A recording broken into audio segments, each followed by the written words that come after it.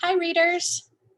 I am Mrs. Kinsey, back to read you chapter 22 of Bearwalker. The title of this chapter is Help. I stare up in disbelief at the bloodied face of the man who leans on me as he holds my arm. Sekan awasosis, he says. Hello, little bear. What be you doing here? Then his legs start to buckle.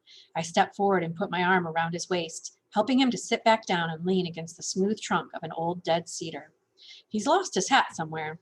There's just a kerchief around his head.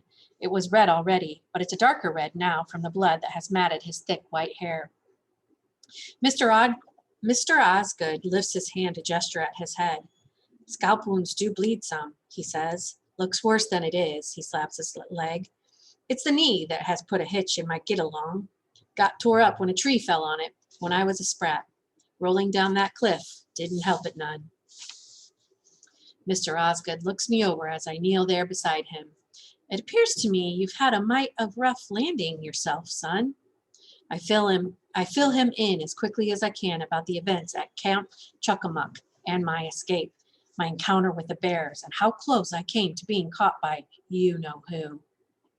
Mr. Osgood chuckles. And here I thought being cut and falling down the mountain earned me the medal for having the worst day. You have trumped me, lad. I believe you need this more than I do. He unbuttons the pocket of his khaki shirt and pulls out a big carob-coated protein bar. I always carry a few of these when I head out on a hike, he says, as I tear off the wrapper with my teeth and then try to control myself from wolfing it down and making myself sick. With each bite, I can feel my energy returning. It's probably as much from realizing I'm not alone out here as it is from the food. While I eat, Mr. Osgood gives me a quick rundown of what happened to him. Mr. Mack, Cal, and Marlin had laid an ambush for him on the trail, but he'd gotten wind of it. Even those what think themselves country boys, he chuckled, have a hard time sitting still and keeping quiet in the woods. He had quietly circled around them and reached the place where Matilda, his four-wheeler, was stored. That was when he had two unpleasant surprises. The first was seeing that Matilda's wires had been pulled.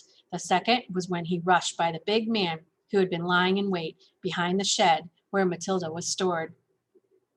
I may not be as young as I was, Mr. Osgood said, but even an old woodchuck knows how to duck. The first knife slash had only cut his scalp. He'd been able to bring up his .22 and get off a shot. Hit him right in the chest, but he just stopped for a moment. Then he grinned at me, said something about how bullets couldn't kill him, and started walking at me slow. Mr. Osgood shook his head. Hearing that made me decide how a rifle butt would suit him. While he was clearing his head from having Betsy slammed up against the side of his skull, I hightailed it for the high country. But even though Mr. Osgood knew the woods and trails better than anyone, the one who called himself Walker White Bear had managed to catch up to him where the trail went above a steep drop-off. So I shucked my pack and my jacket and took a dive, figuring I'd just slide down the rock face, Mr. Osgood says with a wry shake of his head. But I figured wrong. 20 years ago, I could have managed fine, but this stiff leg of mine played me false. Caught my heel and started to tumble. Wasn't that hard to lay limp like all my bones was broke when I hit the bottom. It's a ways down into that gully, so I suppose that is why he just left me for dead. I'm glad you're alive, I say.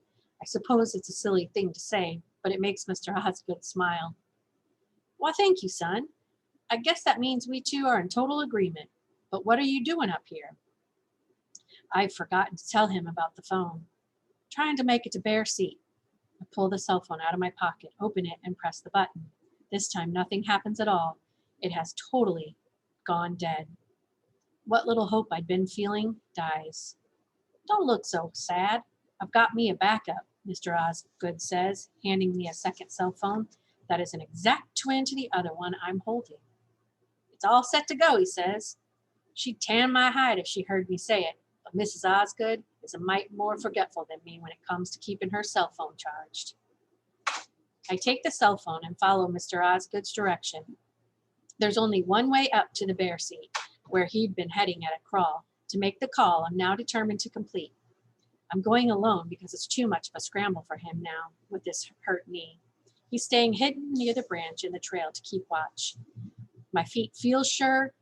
My feet feel sure and confident as I climb. It's almost as if I'm flying as I go up the trail and scale the steep cliffside that leads to my objective. I'm not even breathing hard when I reach the spot. It's easy to recognize, not just because it's a slab of rock that is flat as a bench and gives the widest view I've seen yet off the side of this mountain.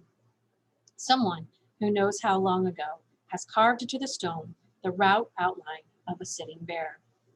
I'm dialing the phone. The call goes through. I'm talking to the 911 operator. It's almost as if I'm in a dream now.